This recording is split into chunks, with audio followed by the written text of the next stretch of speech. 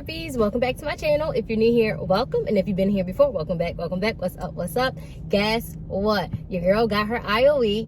If you're wondering what that is your initial operating experience. So that is your first time on an airplane with a lead instructor, and I got mine about a week ago. So today is Friday, September 3rd, and I actually found out exactly one Friday before this. I really don't remember the date. So if you go back on the calendar and look one Friday before September 3rd, then that is the day that I got the email saying this is your IOE, this is your instructor, here's your trip sheet, and all of that good stuff. So I am flying on United today, and I'm flying on an ERJ 175. I'm super excited. In my trip, I have about 8 legs. It's a 4-day trip. On my first day, I have 3 legs. My second day, I have 2. My third day, I have 2. And then on my last day, I have 1. For anyone who doesn't know, your last 2 legs of your trip are your proficiency legs, which means you have to do everything from start to finish on your own without help from your lead instructor. That made me a little bit nervous because my last day is only 1 leg, and I have to do that leg by myself from start to finish. But you know what? We are not going to panic. We're not going to panic. I'm still in the process of getting my parking pass, and I honestly feel like I need to sell an arm or a leg just to get this parking pass. It is like so many hoops to jump through, so I need to finish that. So I'm on my way to the airport, and I go to park in the one lot that was like the most cost efficient, and they said that joint was full. So the parking attendant who was outside gave me like this voucher, and she was like, it's okay, just park in the main garage, and when you exit, scan that voucher, and then you will get, you know, the same parking rate for this garage. I'm actually super early. My report time isn't until 1:24, but my lead instructor wanted to meet an hour early, so we are meeting around 12:20, and it is now currently 11:40, but I didn't know how parking was going to be. I feel like I need to get through the airport, get through security, find a gate, and all that good stuff. So I gave myself like ample amount of time to do so. But don't judge my car because I didn't finish unpacking because I got some stuff with my crash pad, which I'll tell you guys about that later. But I am so freaking excited and nervous, and I'm like, oh my gosh, just don't mess up. Like, absorb. I'm trying to like take it all in, sponge it all in, like let's absorb it all as we go. I have all of my required items. I didn't pack food or lunch because honestly my brain could not comprehend like grocery shopping right now. So yeah, but we got our IOE, y'all, and I'm taking y'all along for the ride, so I'm gonna be updating you as much as I possibly can. So just stay tuned, and thanks for watching. All right, so I finished day 1 of IOE. I'm super excited, super motivated. I feel like I said that a lot, I'm sorry. But so let me give you a rundown. So my first leg was just only observed. So pretty much I just was like her little shadow. Everything she did, I watched. Everywhere she walked, I was right behind her, looking and observing, and, you know, just trying to soak in as much as I can. It's really weird because you don't get to sit in the jump seat, so you have to sit in a passenger seat, which it just makes things a little different. There are things that are probably easier to remember coming straight out of your jump seat, but you're coming from a passenger seat. That's something you just have to get used to, but it's only for IOE, so you just tough it out for your 3-4 days. So that first leg, we had a turn, so we got ready for the turn, and then on that next leg, which was leg number 2, I just did everything. She said, I want you to do everything, and if you have questions, just go ahead and ask me, and we'll go from there. So I started off from like the very top, passenger boarding and all that good stuff.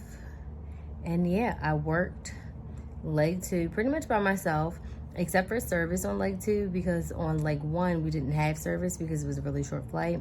So I did observe her doing service on leg 2. That was the only thing that I did not do myself. And then leg 3 came around, and I did everything myself and just asked for help, and you know, clarification just in case I was like unsure of something. But the nice thing is you get to use your checklist, so the checklist was definitely helpful, and like she would write me little notes on there and like star anything that I missed or anything that I hesitated on, so that way I know to go back and look at those items for the next day. We made it to the crew hotel. I'm on a different floor than everyone, but whatever. What else? I'm tired. Like, I'm actually beat. It was like a 7 or 8 hour duty day. My feet hurt. Like, it's not even my whole foot. Like, my big toes hurt, and I'm not even sure like why. So I'm literally about to pass out. But that was day one. I feel like it was a successful day. Like, my instructor said that I did really well for it to be like my first day, my first time doing everything. The first officer actually complimented me on my announcements. He said I had a great announcement voice and it was smooth, so it didn't seem like, you know, I was new or it was choppy or anything like that. So that's a plus, because all compliments are good compliments. And while you're on IOE, they do let the passengers in the cabin know that such and such is here doing training. So when passengers were getting off, they were like, oh, you did good, congratulations, and all that good stuff. So I'm super excited to go on to day number 2. I have 2 flights tomorrow, and yeah, I'm going to be doing all of that myself. So I'm going to have to get on, do the pre-flight and all that good stuff. And I think we switch aircrafts tomorrow. The one thing I am going to do tonight is I'm going to look at my trip sheet, and I just want to write out like my flight number, the time of the flight, the duration, the miles. That'll help me with like my service requirements, and the time will help me with my cabin lighting, which cabin lighting, it's so many charts, so it's just something I feel like you just have to get used to.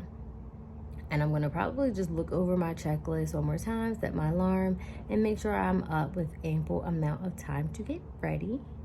And yeah, that's all I got. Let's move on to day number 2. Okay, so it is the end of day number 2. Yes, I have on the same pajama shirt, Judge Your Mom, Not Me. Let me tell you about how day 2 went. So we only had 2 flights today, and I did both of them by myself. And on the second one, I didn't make any mistakes. I don't think I made any major mistakes. Like, the flight itself from start to finish was pretty much amazing. So I'm super excited about that. If you're wondering why my hair is already tied up and so on and so forth, because I have a super early report time. Like, we have to report at 5:15 a.m. The shuttle is coming at 5, which means I should probably already be asleep right now, and I'm not. I was laying down on my way to sleep, and I was like, oh, I did not film for my video. So here we are, me filming. But for real though, today was a really good day. Tomorrow is day 3. Now, day 3 is tricky because the first trip that we're doing tomorrow, I'm doing by myself, but it's still a performance leg. The second trip of tomorrow is one of my proficiency legs, which means I can't ask any questions and I have to do everything myself. So my checklist is really about to be my best friend on my first leg, because I want to do that one perfect so that when I go into my next leg, like, I already have that momentum and confidence.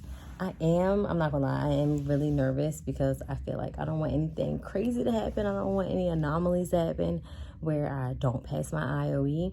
So we're thinking positive thoughts, like, we are going to pass. We are going to finish this training part 2 or whatever they call it. And I'm gonna be an official flight attendant. Like, I'm claiming it already because I don't really have no other choice. And this is really what I want to do. So I'm gonna head to bed.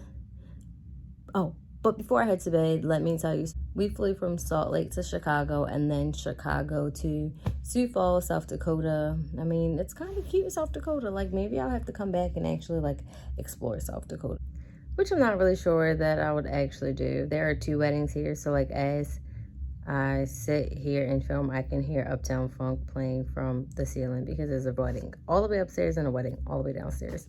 But it is what it is. But I'm gonna head to bed. Tomorrow's trips, we are flying from Sioux Falls to Denver, and then Denver to Reno, and then we get a long overnight in Reno. So I'm tired. I'm gonna go to bed, and I'm gonna wake up tomorrow refreshed and ready to kill this IOE. You feel me? So on that note, I'll catch you guys on day 3. Hey guys, I'm at overnight number 3. We are in Reno, Nevada. This is our longest overnight of our trip. It is about 20 hours, which is nice. So I was able to get in and relax. We got in about 9:30 this morning. So we had an early start and an early finish, which is also great because me and another crew member, we went and we got breakfast, and now I still have some time to, lay down, rest. I think I'm gonna take a nap, and then we're doing like a crew dinner later, so we'll do that, and then I'll be sleeping, and then I'll start my last day of my trip. Today was also an exciting day because you have to do 2 proficiency legs in order to pass like the second part of training, like when you do your IOE.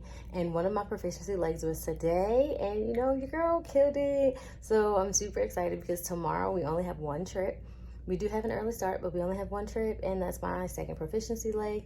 And I already know that I'm gonna kill it, but I'm still gonna look over my notes and stuff. So yeah, that's all I had for you, and I'll check in with you guys later.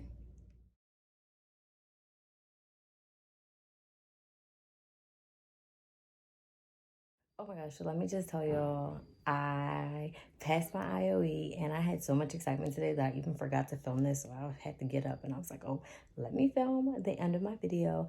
I passed my IOE. My last trip on the last day was a trip from Reno back to Chicago. I had so much fun with my crew. Went on overnight. We ended up going to get dinner. Then we chilled by the pool before we had to get up for our early morning report time. But yeah, so your girl is official. I'm definitely a full flight attendant now. I'm super excited. I'm waiting to get my schedule. So yeah, I mean, if you have any IOE questions, shoot them my way. I mean, I'm not gonna say it's simple because it takes a lot of work, and you do have to fall back on your training and know your phases of flight and all that good stuff. So you definitely need to know your stuff. Don't show up to IOE unprepared. My instructor was amazing. Like, Kayla, shout out to you. That's my girl. Like, she was the absolute best. Shout out to Tanisha. She was the F flight attendant, and she was super helpful throughout this entire process. And so were the captain and the first officer. So I had a really good first trip. I had a really good first experience, and now your girl is ready to fly. That's all I have, and I'm going to see you guys in my next video. Don't forget to like, share, and subscribe to my channel, and hit that notification bell so you get notified whenever I post a video. I am a full flight attendant.